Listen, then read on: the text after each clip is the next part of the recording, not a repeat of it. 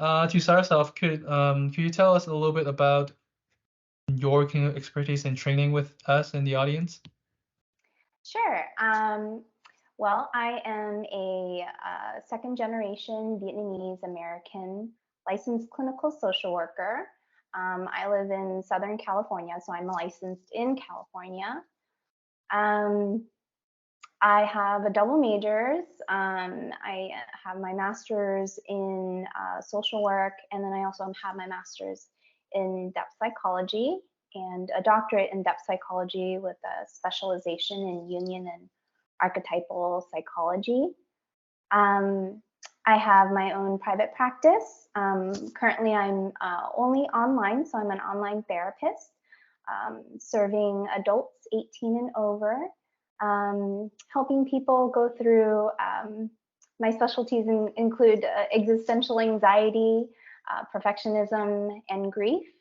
And so really helping others to navigate this kind of chaotic world and understanding their identity more and living a more meaningful life with more confidence and connection. So that's really my hope as I serve as a psychotherapist. Right, I totally agree with you. Like we all need more confidence to leave this world. So can you tell us a little bit more about, I know that your LCSW, how is it different than like other mental health professionals, like psychologists, um, MFT, etc. Yeah, that's a very unique question to ask. I know when I have been asked this question by people who are interested in the mental health field, they're like, what should I be? Should I be a Mm-hmm. social worker or a marriage and family therapist or psychologist? And for me, I think the the similarity of that, it all goes towards mental well-being. Just you want to support a Mm-hmm. person or a group of people, Mm-hmm. for example, like a family or a community, and you can go even broader than that of like bigger bigger communities. So I think the way that I understand it, if you're looking for a social work, and I'm a little biased because I went into social work, you're more focused on both the mental health counseling and then also community work. Mm-hmm. So for social workers, you can do a lot of things. You can do private practice. Mm-hmm. You can certainly work for organizations where you are providing therapy, mental health services, support with addictions. But then you can also do kind of group work too. Mm-hmm. So working with small groups, big groups on supporting mental welfare. Then you have people who are in administration, in leadership, and helping them through kind of contributing to the collective movement of Mm-hmm. mental health. So it's very broad. From my understanding with LMFT, you're very more specialized in working with individuals and families and children in relationships, kind of the relationship aspect. And then for psychologists, I think that has a lot more intensive work in terms of research and Mm-hmm. application. So oftentimes you'll find that in the doctorate area. So, depends on what people's interests are, but those are some of the commonalities and differences. So I know that in your education you focus a little bit on union as well. Um, can you tell us a little bit about this particular modality and also the other modalities that you often use with your clients? Yeah, so I would describe myself as a culturally responsive and depth-oriented therapist. So those are two of kind of the specialties that I have dabbled myself into. Um, Depth psychology, more specifically Jungian psychology, is about kind of bringing together the unconscious and conscious. Mm, Um, so in our lives, we're oftentimes we're living very unconsciously. We're doing things, saying things. Sometimes we're not even aware of it. So in therapy, we have this space container, if you will, to mhm, be able to kind of reflect and have a lot of introspection on what are we doing with our lives, you know? Okay. What are some of these things are coming up that we might not know of? So that's kind of more of Jungian psychology. It also kind of looks at, uh, it views that suffering is not a problem to fix, but Mhm. that it is an invitation to explore like ourselves, our more Mhm. authentic and genuine selves. So that's more on like existential Jungian depth psychology type. And then in the culturally responsive approach that I have, I really, because being, Asian American, bicultural, I really think it's important to look at all these elements of ourselves, where we came from, where our families came from, our Mhm. race, culture, ethnicity, our traditions, um, and the traditions of our ancestors too, where Mhm. all are influenced on who we are as a person. So I try to merge those two together as appropriate when I'm working with individuals. Okay. Sounds very interesting and very complex as well, the work that you do with your clients. Yeah. I would say, we're pretty complex people. So it's That's great true. to, be able to, I think of it as like a puzzle sometimes. It's like a million piece puzzle, and you're just Mhm. trying to figure out where things lay and make meaning out of these pieces. Okay. I really like the empowering approach that you're using as well. Yeah. So I know that then you're working in California doing online therapy. Can you tell us a little bit about the populations that you work with? Yeah, so I serve adults, Mhm. 18 and over. Mhm. I work with primarily Asian American Pacific Islander, um, but I welcome anyone from all walks of life. Yeah. Um, and so, yeah, I think most of the individuals that I'm working with are looking for, Mhm. a better understanding of themselves, a deeper connection to who they Yeah. are, who they're meant to be, and Mhm. wanting to just be able to know that even though we're living in a very chaotic world, that they have the resiliency to be able to work through that and navigate that every day. Gotcha. Yeah. Do it sounds like then when you have a client, you kind of go with their own pace to like go a Mm, really gentle way to help them. absolutely. Think of it like walking along somebody, right, Yeah. in their journey. I don't want to be pulling them like you got to go this way, or Right. pushing them that way. And I Uh-huh. think it is that gentle, compassionate Mhm. approach. Is just you're walking alongside them on the beach, just trying to figure it out. Mhm. Yeah, I like that approach a lot. And Fan, if that's okay with you, I'm kind of interested about what inspired you to pursue your career in the mental health field. How has your own background and life experiences like shaped you to have desire to help others? Yeah, that's a great question, Thomas.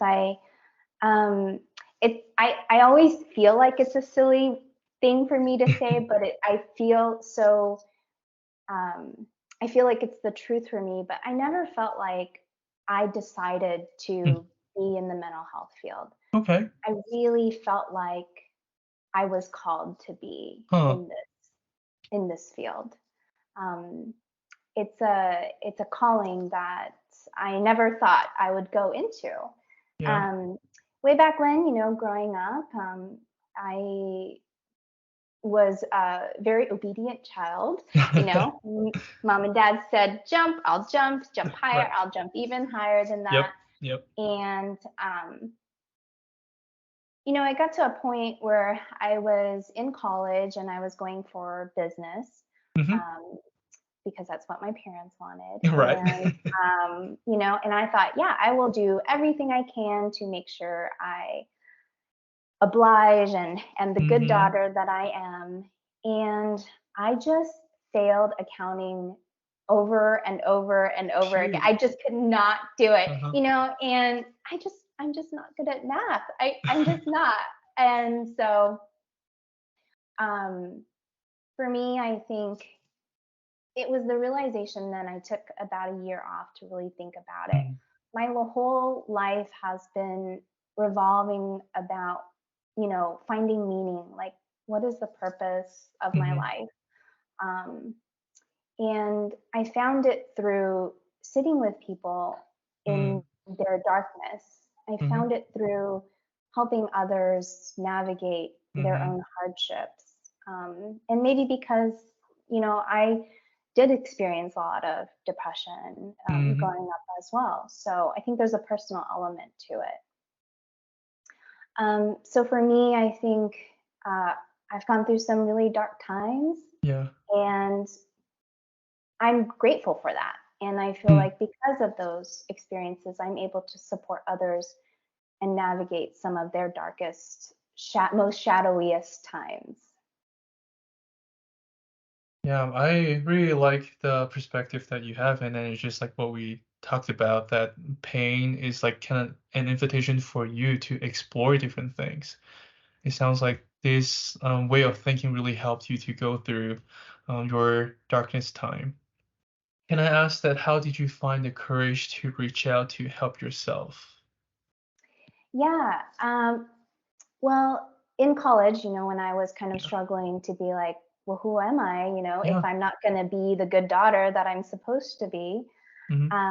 and struggling to figure out like what am I going to do with my life so that I can make sure I make a living, make Yeah. money, buy a Right. house, do all the checklist things that Yeah. my parents had wanted. So at that time, and so that's when I actually started therapy. That was in college, um, and it was weird.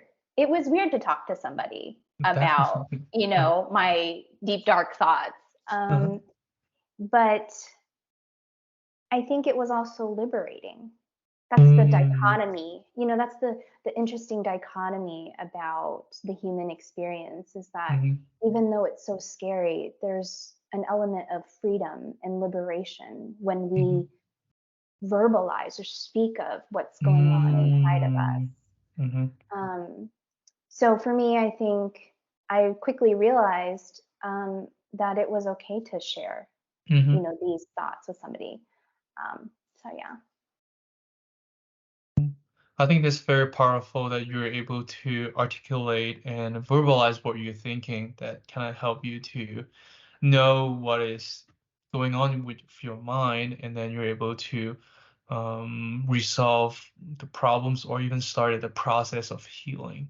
So I'm just wondering that it sounds like you have went through therapy yourself as a mental health Mhm. professional.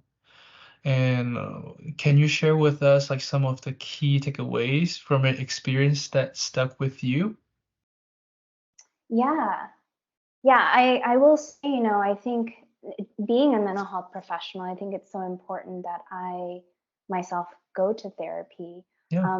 I would never, Carl Jung, who is the psychologist of Jungian psychology, once said that he would never dare his clients to do something he has never done before. Hmm. Okay. And that goes the same for therapy. So for me, I think if I don't know how to bake a cake, I can't teach somebody to bake Right. a cake, right? So for me, Uh-huh. it's so important that I continue my own inner work as I support others in their journey.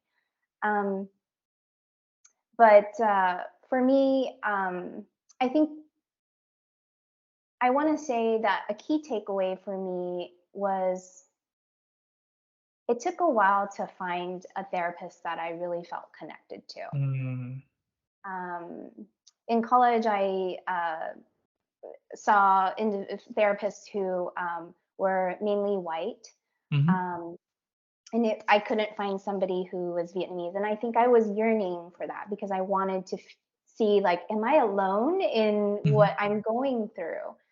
Um, and it wasn't until I was later kind of an older adult, and I was going through yet another existential angst and yeah. grief period of myself, um, that I found a Middle Eastern Okay. therapist. And Uh-huh. she was just so lovely because she understood, at the very least, some of the familial dynamics that was happening for me. Yeah. Mm, So for me, a key takeaway was that somebody kind of had some knowledge of maybe my culture, some of my mhm, traditions, somebody who was willing to hear um, some of the nuances that might come from my upbringing. Um, and that was helpful for me. That was incredibly helpful for me and mhm, propelled so much more healing and growth mhm, than I would say in, in my younger years. okay. So it sounds like to me that it took you a while to find a therapist that can help you, or you found um we call it a good therapist for yourself. Yeah. And also like some like the therapist specifically like understand like the maybe navigating life as a minority, how difficult that can be. Yeah. Absolutely. Absolutely. For sure. And part of the work we do at the Asian Mental Health Collective is to break down some barriers and assessing mental health resources and services. I think we kind of talked about it earlier, but could you share briefly why you think like your work in therapy overall is important? Yeah. My work in therapy, how is it important? Yeah. Um, To break down the stigma around needing mental health need. yeah. Well, I think the first thing that comes to my mind is the idea of asking for help. Mm-hmm. I think that for many children of immigrants, um, we're afraid to ask for help. Mm-hmm. A lot of us grew up watching our families hustle, Mm-hmm. work hard, don't ask for help, just do. Mm-hmm.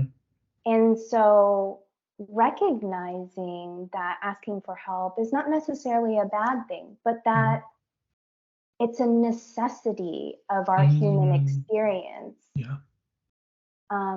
So I think that would be the first thing to recognize for ourselves when we're considering destigmatizing mental Mm-hmm. health. Um, I also think about and reframing and understanding what mental health is. I think everybody kind of has a very different perspective of what mental health is. And for me, I think an idea worth considering is that mental health is not just about feeling good or feeling relaxed and calm and great. I mean, I want that for everybody. I think that's important for you and your families and your loved ones, but in our communities. But mental health is it's it's about having the feelings that fit the circumstances as well. So if we are going through grief and anxiety and suffering and hardships, then knowing that that's a part of us too, you Mm-hmm. know, Mm-hmm. and being able to bring that to the therapy room. So for me, I feel like I'm grateful to be a part of this work. I don't feel like I'm doing it for something. I feel like I'm really working with others so that we collectively can normalize, validate, and bring forth, this reservoir of our collected stories so that we are more genuine and true to ourselves. So the more that we live by our own values and purpose of our lives, that's most likely to kind of emulate to others, and it's a ripple effect. So I think that's why I do what I do, because I keep hoping and that if I can help others stay more true to themselves, that's Mm-hmm. the ripple effect that we can keep going on and on and on. Mm-hmm. Yeah, I really like that when you're able to help one person to normalize all these emotions, and then hopefully they will be able to also continue to work as well to normalize other people's emotions. Right. So that, like you said, like the ripple effect that um hopefully a lot of people will be benefited because of that. Yeah, and that's destigmatizing mental health, right? And mental Yeah. illness, isn't it? The biggest barriers are a fear of change, Fear of change. fear of change. And who does, who likes change? I Mhm. certainly, don't like change. As humans, Mhm. we're innately, we want to know what's going to happen tomorrow. We want to know certainty. Mhm. Um, but the biggest barrier that I do see is individuals afraid to make hard decisions to change their lives. Mm. Um, in in the work that I do, and in just kind of like my own personal beliefs Mhm. and my training, I really believe that we have the freedom to do whatever we want. That's my personal belief. But with that freedom comes a big responsibility, right? So, for instance, for me, I can, think back in my personal life, um, when right before I had met, my therapist that I felt very connected to. um, I was unhappy. I was really Mhm. unhappy. I was in a marriage that I loved my husband, who I was married to at the time, but I didn't feel aligned. It Mm. didn't feel right. Um, we were both kind of roommates, but not really having some sort of relationship together. Mhm. I was also just, kind of going in my mundane life, waking up, driving Mhm. to work for an hour, Mhm. doing my work, eating without really, you know, enjoying my food, Yeah. coming back home, working out, not because Mhm. I like to work out, but because I hated my body at the time, So I was like, I just need to do this. And it felt so like I was like a robot, Mm. living through the day. Yeah. And I felt, I wanted to live. I wanted to Mm. live. And so when I realized that I wanted to live my life, Mhm. that meant I had a responsibility in making hard decisions. What did that look Mm. like, right? That had Okay. to look like, well, maybe I do need to separate or get a divorce. Maybe I do need to find a new job. Maybe I do need to, you know, um, tell my family how I really felt. Yeah. It was hard. Um, so I think when when I work with clients and they are feeling afraid to make changes, it Yeah. is hard because you have to bear the responsibility and the decisions and the outcomes that come with that. Yeah. So I think that's the biggest barrier I see. Just fear of change because we're so used to what we're doing, where we're going. And how do you help the clients to know that those change will bring positive outcomes or Yeah, maybe just any outcomes? yeah. I think that's the thing. I think in therapy we talk about, you Hmm. know, um, what could happen, all the possibilities. Hmm. And with all the possibilities that come up, it brings a lot of anxiety. So I really try to help, the individuals that I work with know that that anxiety comes with growth. It comes with change. It comes with bravery in doing something different and new.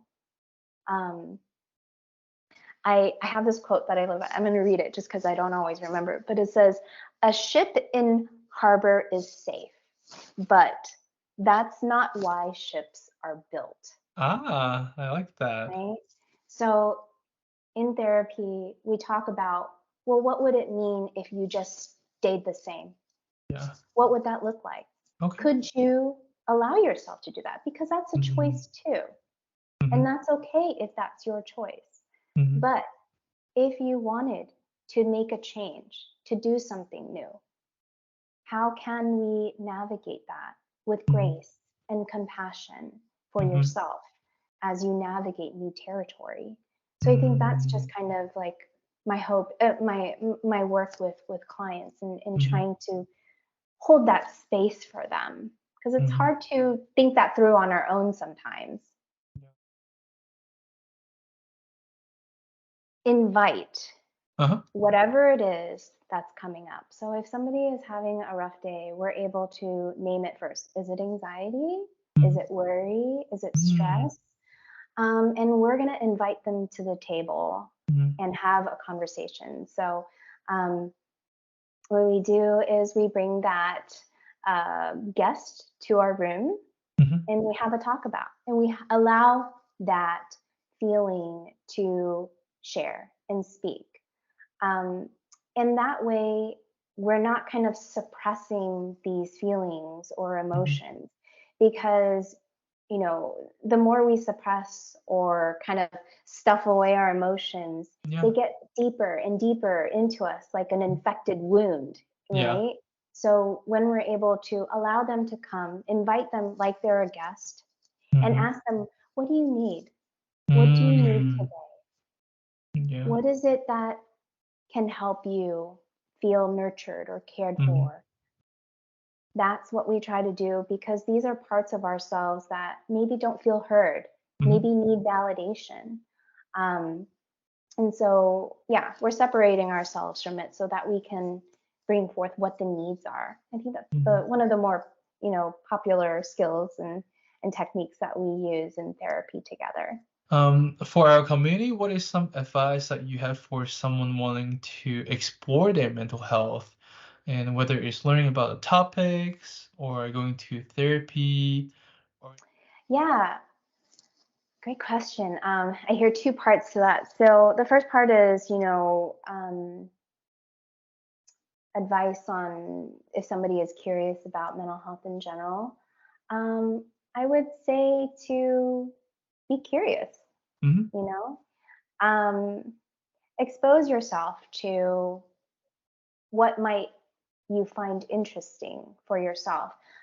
There's a lot of things out there um, in the mental health that even I don't even know. mm, There are people who are interested in somatic therapy, which is more about kind of the integration of your body and mind together. There's mental health and yoga.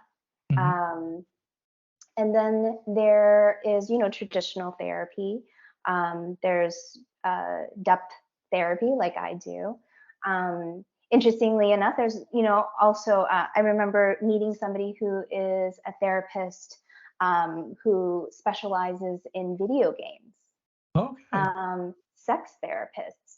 So there's such a broad range of ways you can learn and understand about mental health. It's not just one way. So being curious and trying these different things and seeing what works for you, what doesn't work for you. And I think too, I always like using the analogy when I'm meeting with individuals for the first time and in consultation. I always say, finding a therapist or even finding um, an understanding of mental health itself Mhm. is kind of like dating, you know? You kind of have to Yeah, like go see, ask a few questions, yeah, see if there's some good energy and whatnot, and then make a decision for yourself. for sure. So being curious and open to it, and Mhm, knowing that even if it doesn't work for you, like that was still an experience, and you know more about yourself. yeah. Cool. Well, this has been so wonderful. I'm Yes. grateful to have you, Van, to join us in our therapy chat, and then you answered them like so nicely. And it was so great to hear from you, and we hope that you have a great weekend. Thank you so much, Thomas, and thank you to all the listeners. Um, I'm happy to support in whatever I can. So if you ever want to reach out, you can. So, and thank you, Thomas, for being a great host. Thank you so much, and we'll talk to you next time. Thank you.